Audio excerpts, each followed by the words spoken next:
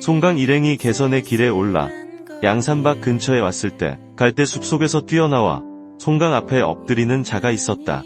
그는 단경주라는 자였다. 저는 머리카락과 수염이 붉으려하여 사람들이 이름 대신 금목연이라고 부르지요. 북쪽 국경지대에서 말을 훔치는 것을 본업으로 삼고 있었습니다. 그러다 소인이 보물 하나를 손에 넣어 이를 평소 존경해 오던 송두교님께 바치고자 이곳으로 오던 중 증두시에서 그만 강탈당하고 말았습니다. 단경주는 예전부터 급시우로 불리는 송강의 명성을 들어 올봄의 북쪽에서 눈처럼 흰 말인 두야옥 사자라는 그 지방에서 이름난 명마를 훔쳤는데 본래 백인국의 왕자가 타던 말로 이것을 선물로 바치며 동료가 되고자 하였는데 름주의 서남쪽 증두시라는 거리에서 증가의 오호에게 그만 빼앗겼다는 것이었다. 그리고 현재 증두시에는 증장자의 5 아들 증도, 증밀, 증색, 증괴, 증승이 다스리고 있으며 사문공이라는 무관과 소정이라는 자가 있다고 하였다. 송강은 단경주를 비범한 인물로 여겨 내심 기뻐하며 그를 데리고 금사탄을 건너 조계의 영접을 받으며 함께 들어갔다. 송강이 조계에게 단경주가 겪은 일을 얘기하자 그는 크게 노하며 자신이 직접 군대를 이끌고 증두시를 치기 위해 진군했다. 송강과 오용, 공손 등등은 상기스까지 내려가 금사탄에서 송별연을 베풀었다. 그런데 갑자기 회오리 바람이 일더니 조계의 군기를 단 깃대가 부러져 버렸다. 이는 불길한 징조이니 다시 나를 정하여 출정하는 것이 좋겠습니다. 오용과 송강이 이렇게 관류했으나 조계는 5천의 기병을 거느리고 증두시 가까이 다가갔다. 그리고 송강은 증두시로 배종을 보내어 조야옥 사자의 행방을 알아보게 했다. 한편 조계가 증두시 가까이가 첫 싸움이 일어났는데 버드나무 숲에서 7,800명의 병사가 나타났다. 이 싸움으로 양쪽 모두 엄청난 사상자가 발생하였으나 양산박의 병사들은 증두시 측에 싸움을 걸었다. 하지만 그들은 일체 반격을 하지 않았다. 그렇게 싸움이 별 진전이 없자 조계는 울적하기 그지없었다. 증두시 측은 6-7천의 군사를 거느리고 방비에만 임하고 조야옥 사자 일로 어차피 양산박 측과는 손을 잡을 수 없으므로 곧 군사를 동원해 양산박 두령들을 모조리 잡기 위해 50여 대의 수인거를 만들어 놓았다. 이렇게 조계가 증두시 공략에 전전긍긍하고 있는데 호련 증두시 측에 원한이 있다는 중이 한 명이 찾아와 그곳으로 들어갈 수 있는 새길을 안내하겠다고 하였다. 저는 증두시 동쪽에 있는 파화스에서 왔습니다. 증가의 5호 놈들이 어찌나 행패를 부리는지 견딜 수가 없습니다. 부디 놈들을 처단해 주십시오. 할 수 있는 한 돕겠습니다.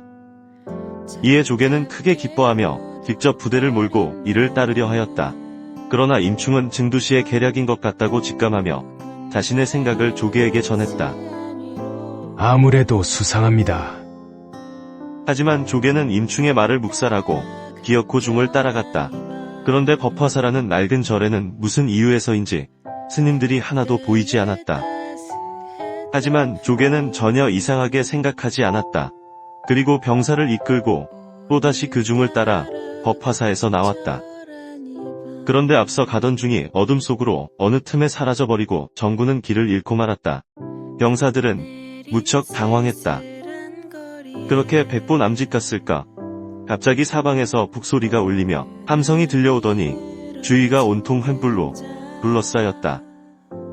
그렇게 조계는 적의 매복에 당하여 병사를 반이나 잃고 자신은 사문공이 쏜 독화살에 얼굴을 맞아 말에서 떨어져 중태에 빠졌다.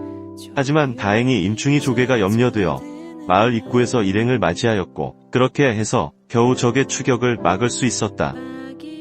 진지로 돌아온 두령들은 조계의 얼굴에서 급히 화살촉을 뽑았으나 출혈이 심해 조계는 그만 정신을 잃고 말았다. 이에 즉시 상처에 약을 발랐으나 아무런 소용이 없었다. 조계는 어느새 독이 몸에 퍼져 말을 제대로 할 수 없을 지경이었다.